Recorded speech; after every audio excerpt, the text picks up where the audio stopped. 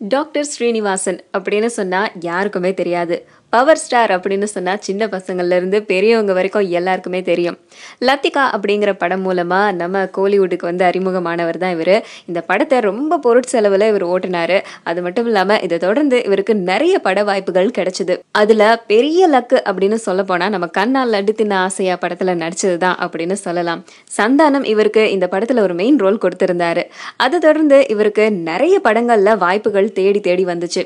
அதுல ஒண்ணுதான் பெரிய படமான ஐ. பிரம்மாண்டமான இயக்குனர் சங்கரோடைய படத்துல இவர் நடிக்கிறது இவருக்கு பெரிய பிளஸ் பாயிண்ட் அப்படின்னு சொல்லியிருக்காரு. ஏன் இதெல்லாம் இப்ப சொல்லிட்டு இருக்காரு அப்படின்னா, இவருக்கு நிறைய படங்கள் புக்கான நேரத்துல இவர் மேல மோசடி வழக்குகள் வந்து இவர் சிறையில அடைக்கப்பட்டாரு. அதனால இவருக்கு இருக்க மார்க்கெட் கொஞ்சம் கொஞ்சமா குறைஞ்சிட்டு இருந்தது. இவர் ஒப்பந்தம் செஞ்சவங்க வேற நகைச்சுவை நடிகர்கள் எல்லாம் வச்சு அந்த இடத்த ஃபில் பண்ணிட்டாங்க.